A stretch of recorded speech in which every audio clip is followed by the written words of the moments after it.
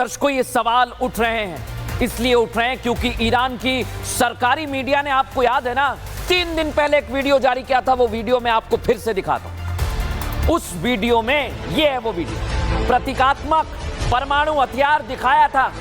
तो आज हम पूछ रहे हैं, क्या ईरान ने परमाणु बम बना लिया है और उसका परीक्षण कर लिया है? इसलिए ये भूकंप आया क्योंकि इसमें लिखा हुआ है दर्शकों, मे बी का मतलब शायद। तो क्या ईरान दुनिया को संदेश दे रहा है कि उसने परमाणु परीक्षण कर लिया है, इसलिए भूकंप आया? ये तो थ्योरी नंबर 1 रही। लेकिन दर्शकों 2 थ्योरीज और आ रही हैं और इसमें इस्राइल का भी कनेक्शन है। परमाणु मिसाइल के मिनिएचर को कैसे हाथों से सहला रहा है ईरान, ये तो दुनिया ने देख लिया है। इससे सीधा संदेश ये कि ईरान वाकई परमाणु बम बना चुका है और वो पीछे नहीं हट रहा है, इसलिए जंग में अपनी ताकत दिखा रहा है। लेकिन दर्शकों, जैसा मैंने कहा कि 2 थ्योरीज आ रही हैं। 2 थ्योरीज और क्या कहती हैं? क्या इसके पीछे इस्राइल है, अमेरिका है, या फिर ये सब कुछ प्रकृति है? देखिए थ्योरी नंबर 2। वहीं भूकंप की दूसरी थ्योरी ये कहती है कि यह भूकंप इस्राइल के भीषण अटैक की वजह से हुआ है, क्योंकि दोनों ही तारीख में धरती इस्राइली हवाई हमलों के बाद तुरंत कांपी। बीती रात भी इस्राइल ने ईरान के इस्फहान शहर में एक बड़े हमले में ईरान के इस्फहान परमाणु ठिकाने को ध्वस्त करने का दावा किया। साथ ही उसके मिसाइल कार्यक्रम को भी नेस्तनाबूद कर दिया। जिस इस्फहान परमाणु ठिकाने पर इस्राइल ने हमला किया वो ईरान का सबसे बड़ा यूरेनियम रिसर्च और प्रोसेसिंग सेंटर है। ईरान ने भी इस हमले की बात को स्वीकार किया है। इस्फहान स्थित ईरान के परमाणु स्थल को इजराइल ने निशाना बनाया, लेकिन वहां कोई खतरनाक पदार्थ का रिसाव नहीं हुआ है। इजराइल का उद्देश्य साफ है, वो एक कर ईरान के परमाणु ठिकानों को खत्म करना चाहता है ताकि ईरान अपने परमाणु प्रोग्राम को कभी पूरा ना कर पाए। इजराइल ईरान के नतांज, इस्फहान और फोर्दो जैसे परमाणु ठिकानों पर हमला कर चुका है और इजरायली हमलों से इन परमाणु साइट्स पर सैटेलाइट तस्वीरों में भी भारी नुकसान के संकेत मिलेंगे, जिसके बाद ये संदेह जताया जा रहा है कि इजरायली हवाई हमलों से ईरान में ये 2 भूकंप के झटके महसूस किए गए।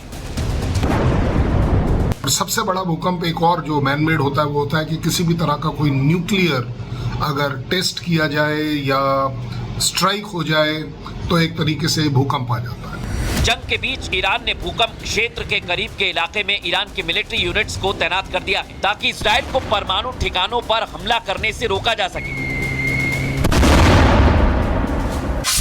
ईरान में भूकंप की थ्योरी नंबर 3। हालांकि एक थ्योरी यह भी कहती है कि यह भूकंप ना ही ईरान के परमाणु परीक्षण का नतीजा है, ना ही इजरायली हमलों का, बल्कि ईरान में आया यह भूकंप प्राकृतिक है, क्योंकि विशेषज्ञों का मानना है Iran alpine Himalayan seismic belt पर स्थित है और वहां हर साल औसतन 2000 से ज्यादा भूकंप आते हैं, जिनमें 15-16 भूकंप की तीव्रता 5 या उससे ज्यादा होती है। 2006 से 2015 के बीच ईरान में 96,000 से ज्यादा भूकंप के झटके महसूस किए गए और यूएसजीएस और CTBTO जैसे संगठन के मुताबिक तो परमाणु विस्फोट भूकंपीय तनाव को ट्रिगर कर भूकंप पैदा कर सकते हैं, लेकिन ये आमतौर पर विस्फोट से कम तीव्रता के होते हैं और कुछ किलोमीटर के दायरे तक सीमित रहते हैं। मेरा मानना है ईरान के पास वैसे भी 60% ही न्यूक्लियर जो यूरेनियम जो है वो एनरिच्ड है। 90% एनरिच्ड यूरेनियम चाहिए एटम बम को टेस्ट करने के लिए। तो लिहाजा ये एटम बम की थ्योरी गलत है और जो ये अर्थक्वेक आया है ये एल्पाइन हिमालय जो कि सेस्मिक जोन के अंदर आते हैं और काफ़ी अर्थक्वेक आते हैं इस क्षेत्र के अंदर, ये उसी का एक कारण है। ईरान में आए भूकंप की असल वजह क्या है, इस पर कई तरह की थ्योरीज हैं, क्योंकि दोनों भूकंप ऐसे समय और जगह पर आए हैं जब परमाणु गतिविधि को लेकर महायुद्ध चल रहा है। भारत पाकिस्तान तनाव के दौरान भी पाक में आए भूकंप पर ऐसी ही अफवाहें उठी थी। इसी तरह अभी तक तो ईरान के भूकंप का परमाणु परीक्षण या सैन्य गतिविधियों का कोई ठोस संबंध नहीं मिला है, लेकिन तनाव वाले इलाके में सतर्क रहना बेहद जरूरी है।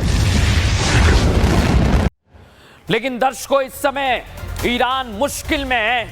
क्यों कह रहा हूं? क्योंकि आईडीएफ ने अब तक ईरानी 17 परमाणु वैज्ञानिकों को मार गिराया है। आप सोचिए जरा, 9 दिन हुए हैं इस जंग को और 17 परमाणु वैज्ञानिक ईरान के इजराइल ने मार दिए हैं, खत्म कर दिया है। इजरायली मीडिया ये दावा कर रही है कि हमने 17 ऐसे वैज्ञानिकों को मार गिराया। आप सोचिए जरा थोड़ी देर के लिए, इजराइल ने ईरान पर जबरदस्त हमले किए हैं और जो वैज्ञानिकों की मौत हुई है उनकी तस्वीर मैं आपको दिखा रहा हूं दर्शकों। लेकिन आप समझिए कि अगर इजराइल उनके वैज्ञानिकों को मार रहा है तो यह जंग कहां पर जाएगी। इस बीच एक और जानकारी आपको दे रहा हूं, इजराइल ने ईरान के शिराज शहर पर हमला कर दिया है।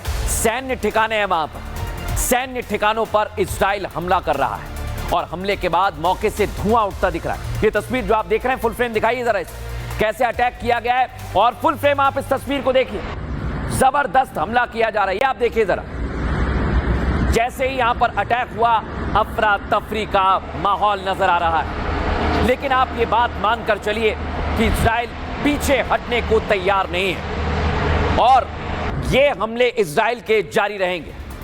लेकिन एक बड़ी बात दर्शकों आज आपको बता रहा हूं, ये जो तस्वीर अभी तक आप देख रहे हैं ये बहुत कुछ बताती है। ईरान का न्यूक्लियर प्रोग्राम, यही वो कारण है। आप लोग सोच रहे हैं ना ये क्यों लड़ रहे हैं, क्यों लड़ रहे हैं, ये न्यूक्लियर प्रोग्राम की वजह से लड़ रहे हैं। इजराइल और अमेरिका अब दोनों सचेत अवस्था में आ गए, खलबली मच गई है वहां, क्योंकि इजराइल को अपने अस्तित्व पर खतरा लग रहा है तो अमेरिका इसे दुनिया की शांति में बाधा बता रहा है, दिक्कत बता रहा है। लेकिन दर्शकों आपको एक बात समझनी होगी, ईरान ने ये परमाणु प्रोग्राम अब अमेरिका में जंग खड़ी कर सकता है। ईरान का परमाणु प्रोग्राम क्यों कह रहा हूं, क्योंकि ईरान के चक्कर में अमेरिकी राष्ट्रपति डोनाल्ड ट्रंप जो है ना और अमेरिका का खुफिया विभाग जो है वो दोनों आमने सामने आ गए। सोचिए, डोनाल्ड ट्रंप पर आजकल दुनिया में यही कहा जा रहा है कि भरोसा नहीं कर सकते हैं। ये हम नहीं कह रहे दर्शक, वो अलग अलग तरह की खुद ऐसी बातें कह रहे हैं और अपने खुफिया विभाग को आप सोचिए जरा, एक देश के राष्ट्रपति अपने ही देश के एजेंसी इस पर सवाल उठा रहे हैं। डोनाल्ड ट्रंप ने ऐसा ही किया है दर्शक, खुफिया विभाग के सामने आ गए, उल्टा चल रहे हैं। वो कह रहे हैं कि ये जो खुफिया विभाग है, तुलसी गाबार्ड है जिसकी निदेशक, वो कह रहे हैं कि इन्होंने सच छिपाया है और आज पूरी दुनिया के सामने वो अपने खुफिया विभाग की पोल खोल रहे हैं या खुद अपना झूठ परोस रहे हैं, सच परोस रहे हैं, ये वही जानते हैं। लेकिन दर्शकों, तुलसी गाबार्ड और डोनाल्ड ट्रंप एक दूसरे के सामने आ गए और मनमुटाव की खबरें हैं। लेकिन आप सोचिए दर्शकों, ईरान का परमाणु कार्यक्रम अमेरिका में कैसे भूचाल मचा रहा है, कैसे भूचाल मचा रहा है, दिखा रहा हूं मैं आपको। डोनाल्ड ट्रंप ने सार्वजनिक रूप से तुलसी गाबार्ड को गलत बताया है। इंटेलिजेंस चीफ तुलसी गाबार्ड ने कांग्रेस के सामने गवाही दी और कहा कि ईरान कोई परमाणु हथियार नहीं बना रहा है। सोचिए जरा, गाबार्ड ने कहा कि सर्वोच्च नेता ने ईरान के 2003 में परमाणु कार्यक्रम निलंबित कर दिया था, इसे शुरू नहीं किया, रोक दिया था। लेकिन यूएस ईरान के यूरेनियम